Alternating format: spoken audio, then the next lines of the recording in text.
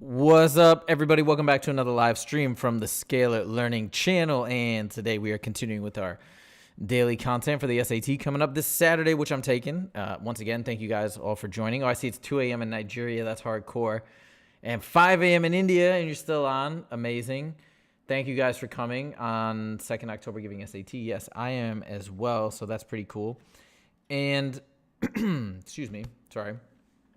As always, I want to thank you guys for giving me all the likes ahead of time before we even start the stream. So much appreciated as per usual.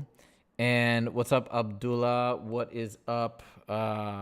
Any tips for Saturday? Yeah, I got tons of tips. That's why we're here, my friends. Hold on, I'm just making sure the audio is working. It seems like it is, but just double check. Much appreciated. Yeah, there we go. Okay, awesome. All right, so you have your PSAT on October 13th. Okay, so by the way, I've got two big videos that are going to be coming out either tomorrow, one maybe on Friday, one tomorrow for sure. So they're much anticipated. I think people have been requesting it, where I'm going to do 50 medium level problems. I've already done hard level ones, so this is going to be really cool. We're working on it right now, shooting it, editing it, all that stuff. It's going to be awesome. And then I should have one other awesome video that we're going to edit and make that happen. Okay, guys, here we go. We are going to get, yes, you are able to join. What's up, Mauricio? And Neon Hunter, I'm able to solve all questions right now. Okay, well, we're about to do this time, so we're going to see what's what. This is a mini time section, which, again, I've told you guys many times I love these things. They think they're awesome. Oh, we got to, oh, my gosh, I have to do this again to turn this on. Go back. And then now we can use web paint. Boom. All right. Hopefully I do fine on Saturday. I'm sure you will. Here we go. We're going to start fast in 3, 2, 1. Let's do it. Let me get the calculator up as well. Hey, I skipped one. All right. If one half, blah, blah, blah, what if I, so first I'm going to get rid of the fraction, the denominator. So I'm going to multiply everything by the LCM, which is 20. So 20 times 1/2 is 10 plus 20 times 2/5 is 8s equals, and then, 20 times s is 20, right? You guys realize I'm doing this. I'm multiplying everything by 20. Minus 3/4 of 20 is 15. Oh, where's my s? Oh, my gosh. Okay, I'm messing up all over the place. So I'm going to subtract 10, and then I'm going to subtract 20s, subtract 20s. I got negative 12s equals negative 25. Divide by negative 12. Divide by negative 12. So s equals positive 25 over 12. Boom, done. Elena is conducting a study about the effects of toxins in water and hormones of fish. Elena surveys 350 male fish in a river and finds, toxins in the water and the hormones of, and finds that 150 of the male fish have egg cells growing inside of them. According to Elena's survey, what is the ratio of male fish with egg cells to male fish without egg cells? So there's 350. She said males, what did I say? Male fish with egg cells. So she says 150 with egg cells to 200 without, right? Because there's a total of 350. So it's a ratio of 150 to 200. Divide both by 50. And we get 3 to 4. A is the winner. Boom, done. Teddy is delivering boxes of paper to each floor of office building. Each box weighs 56 pounds, and Teddy himself weighs 140 pounds. So each box plus the 140. If the maximum capacity of the elevator is 2,000 pounds, so this has got to be less than 2,000 pounds. Which of the following inequalities describes how many boxes? Again, I said X, they said B. Can you safely take on each? Okay, so we just basically got to isolate X, right? So I'm going to subtract 140. Boom, 56X is less than or equal to, that's 1860. Let's divide 60 by 56. And what? It's X is less than or equal to 33.21. Oh, but it obviously can't have 33.2. And so it's going to be less than or equal to 33. Because 34 would be too much. You see? 34 would be too much. 33 is in the clear. So it has to be less than or equal to 33. D is the winner. Boom, done. Next. What is the equation line graphing the xy plane that passes through point 6,3 and is perp to this? So perpendicular means the slope is the negative reciprocal of this line. So negative reciprocal is 1/3. Goodbye, goodbye. And then it passed through this point. So I'm going to use point slope. So y minus 3, the y value, equals 1/3 times x minus 6. And then I'm going to put it into slope intercept form by distributing and isolating the y. Minus 2, then I'm going to add 3. I shouldn't do it like that. Let me do it properly. Add 3, boom. Y equals 1/3 x plus 1. C is the winner, but just for fun, let's double check. So if it indeed is the winner, we know the slope is right. Now let's plug and chug and make sure we get a true equation. So if I plug 3 in for the y and I plug 6 in for the x, I get 1/3 of 6 is 2 plus 1 is 3. Verified. Done. Next. A travel agent includes scatter plot to the left to informational brochure on Hawaii's Big Island. A best fit curve is shown on the graph where R represents Big Island's average rainfall and M represents the month of the year with M equals 1 corresponding to January, M equals 2. Okay, hold on. Average rainfall, so it's like January rainfall, February, March, April, May. Okay. Defining best approximates the difference in what the model predicts for April, which is month 4. So April and what it actually is. In April's average rainfall with the signature of April's rainfall. Okay. It would be, hold on, let's see a little bit more clearly. So each one of these is 0.25. I feel like it's 0.25 because you see 2 of these is 0.25 and it's about 2 up, right? So I think 0.25 is the winner and we're good to go. And they do even tell you, that's nice. April's the 4th month. Okay. The table on the left shows the most commonly spoken 5 languages in the world by native and non-native speakers and millions according to this. The relative frequency of Spanish, non-native, relative frequency of Spanish, non-native to all non-native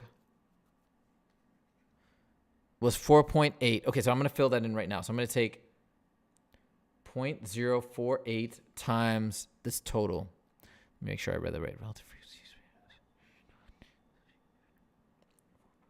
Okay, so yeah, 1, 2, 3, 7. So then that is 59. Does it say 59? Yeah, 59. That's all we had to do. Wait, hold on. Let me just make sure this is what? This is in millions, right? In millions. 59. No problemo. Next. Yeah. A government agency compared the number of operations, research analysts, blah, blah, blah. So they began, the Treasury and the Transportation Department both employed 8 OR. The Treasury increased the number of OR analysts employing by 50% every 2 years. So in 2 years, it increased by 50%. Half of that is 4, so it'd be 12. And then 4 years, it'd be half of that is 6, would be 18, and so on and so forth. The transferred. Wait. What did I miss this? See, compare the number of operations of each. Oh, got it. Of each department. Treasury and transportation. Okay, they both started with 8, so this is Treasury. And then the transportation, I really had to use T's for both. They started at 8. They did 6 more each year. So they went 14 and then they went 20. Oh, God, by the 6th year. Okay, hold on. We need, 6th year. It's one more thing. So half of that is 9. So it's 27. And then 6 more is 26. So wait, what did they say? What is the total number? 27 plus 26 is what?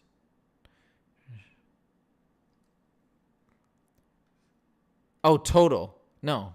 What?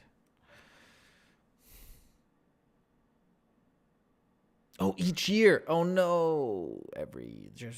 Each year. My bad. I made a mistake. I have made a mistake. But see, you see the answer's not there, so it's all good. So it'd be 14 then 20. See, because every year, that's every 2 years. 26, 32, 38, and then 44. So it's 44 plus 27 is 60, so 71. Whoo! That was interesting. But again, multiple choice is great because you can do that and look like it's not there. Thankfully they didn't put that answer that I had there. Otherwise I would have been hosed, but able to recover, rethink, no problem. Okay. What is the sum of these guys? Okay. Let's add like terms. So we're going to combine these guys and we're going to combine these guys. So 4x to the fifth. Okay. That's in all of them. So that doesn't matter. Negative 8x cubed plus 1/2 is negative 7.5, or it looks like they don't have 7.5. It's this one. It's negative 15.5 because negative 8 plus 1/2 is negative 7.5, which is the same as 15 over 2x cubed. It's got to be C, but just for fun. Wait, what? Why did I circle C? I said 15.5. My bad. It's B. And then, yeah, 1/3. So negative 4 plus 1/3 is negative 3 2/3, which is negative 11/3. And that's the winner. Okay, 2 more. 6 minutes left. An ecologist conducted an observational study that measured the rate of decrease in the population of brown bears in a North American forest and measured the rate of deforestation in the same forest. Oh, hold on. The rate...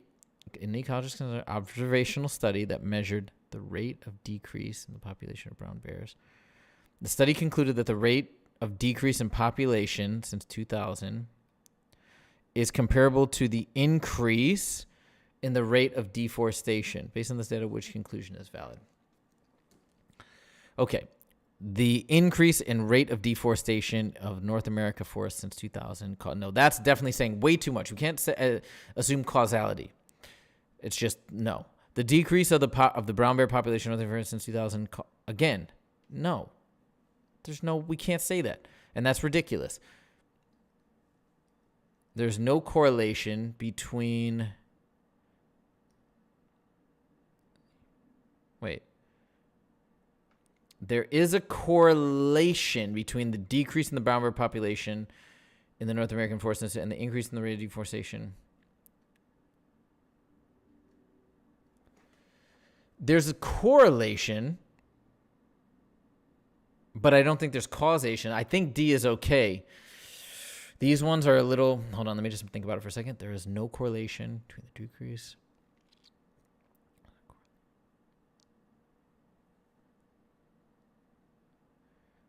I'm going to roll with D. I could see it being C as well, but I believe D is fair. And I believe you can say there's a correlation. It's comparable.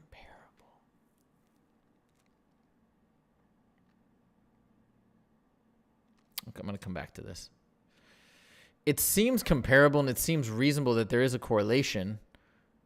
I mean, it seems reasonable that there's causation, but that's too much of an assumption to make. I'm going to say correlation. Let's see what happens. The population P in millions of people at times T were blah, blah, blah. Okay, wait. Okay, I'm ignoring this. During which year, and then, by the way, T represents number of years after January 1st. So, wait. Oh, so we have to actually enter the full year. So look, this is in vertex form, right? We see that the vertex is going to be at 9.17, comma 128, because that's the H and that's the K. So this is when it's going to occur. So it says during which year? So it's going to reach that 9.17, but 9 years after that. So we're going to say in 2009. And I believe that's the winner. Gotta know vertex form. Okay, we got 3 minutes left, but really there's nothing to check except for, well, I guess we can look at 9 again. I mean, there's nothing I can do. I've thought through everything. This just sort of depends on... See, like, this is also feels too definitive to me. How can you say there's no correlation? There might be a correlation. So I don't see how you could say no correlation, especially since they seem related. Let's see what they... Regardless, let's see what they say. Yay. Okay, we got it right. I'm just trying to be honest here that that's a question where I'm pretty sure I was right, but I want to see just their rationale. One sec.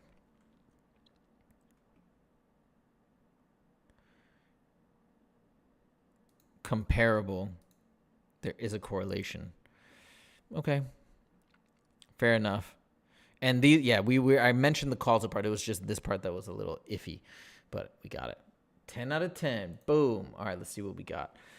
So we got, hey, Nicholas from Nigeria. What's up? Thank you for doing this. You're welcome, Amy.